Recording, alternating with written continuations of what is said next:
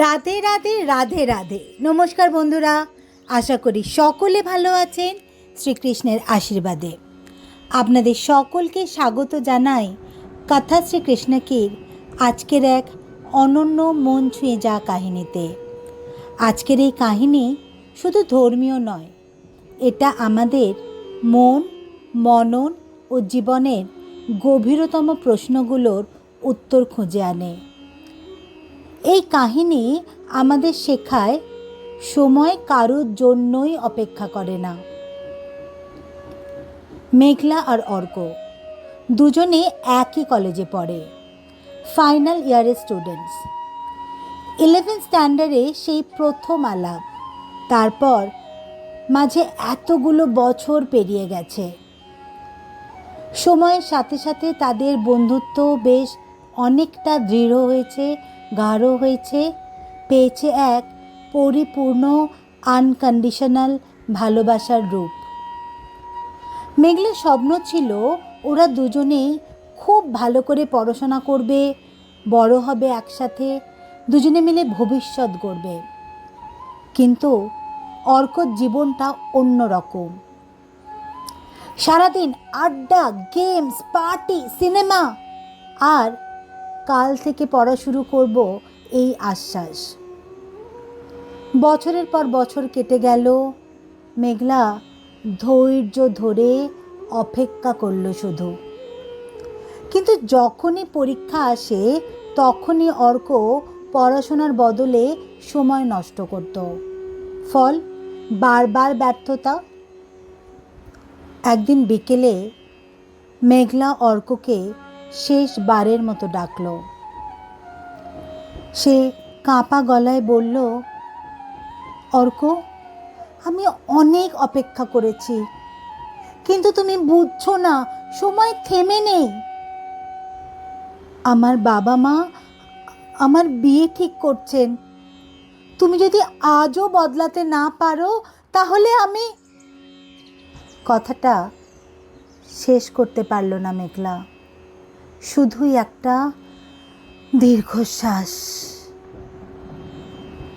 অর্ক পরিস্থিতি সামাল দিতে গিয়ে হেসে বলল, চিন্তা করো না ম্যাডাম, চিন্তা করো না, কাল থেকে সব বদলে দেবে। মেঘলার চোখ ভিজে উঠল। সে শুধু বলল, সময়কে কাল বলে ডাকা যায় না অর্ক, বলেই চলে গেল সে।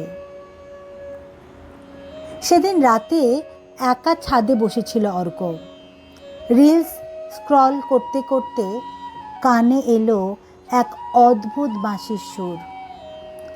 মোবাইলের স্ক্রিনে দেখল এক নীল বর্ণ যুবক, শান্ত অথচ দৃঢ় দৃষ্টিতে যেন তাকিয়ে আছেন তারই দিকে।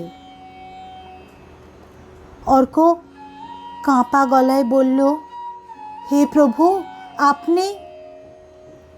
যুবকটি মৃদু হাসলেন, বললেন,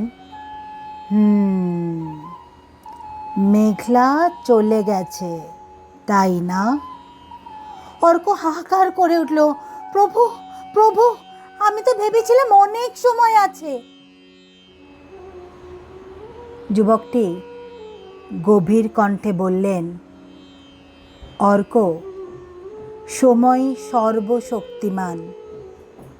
তুমি টাকা হারালে ফের পেতে পারো, সুযোগ হারালেও আবার আসতে পারে, কিন্তু সময় একবার চলে গেলে আর ফিরে আসে না। তুমি শুধু মেঘলাকেই হারাওনি, তুমি হারিয়েছ নিজের ভবিষ্যৎ, নিজের স্বপ্নকেও।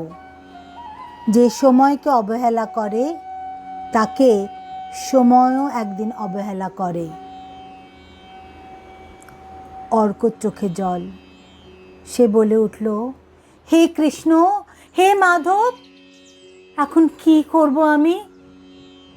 যুবক মৃদু হেসে বললেন, হারানো সময় আর ফিরবে না, কিন্তু আজ থেকে যদি তুমি প্রতিটা মুহূর্তকে সম্মান করো, তাহলে ভবিষ্যৎ এখনো তোমার হাতে।